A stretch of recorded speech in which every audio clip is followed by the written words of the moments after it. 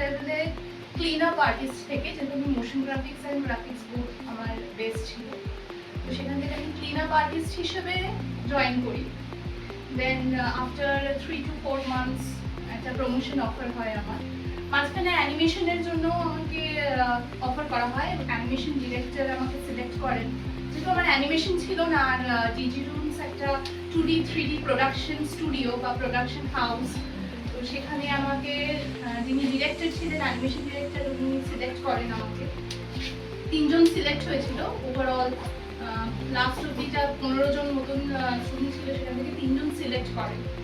তো সেই 3 জনের মধ্যে আমি একজন ছিলাম। তো আমাকে দেন ম্যানেজমেন্ট থেকে অফার করলো যে তুমি আর্টিস্ট থাকতে চাও নাকি ম্যানেজমেন্টে প্রোডাকশনে ঢুকতে চাও, সিনিয়র লেভেলে যেতে চাও, তোমাকে আমাদের দুটো পজিশন আছে কোঅর্ডিনেশনে।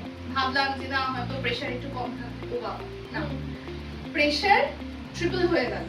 এখানে একটা প্রজেক্টের জন্য আমাকে তুমি কাজ করে যাও, এই মাইন্ডসেটটা তোমাকে রাখতে হবে যে কাজ আমাকে করতে হবে, হচ্ছে না কেন যে কোম্পানিতেই যাও করতেই হবে, কোনো সেকেন্ড অপশন নেই। এটা ইনস্টিটিউট নয় যে ঠিক আছে আজকে করছি না, কালকে কামাই করে দিলাম, পরশু দিন কাজ এভাবে না। কাল ক্লায়েন্টের মিটিং আছে, আজকে রাতের মধ্যে সেটা সাবমিট করতে হবে মানে করতে হবেই।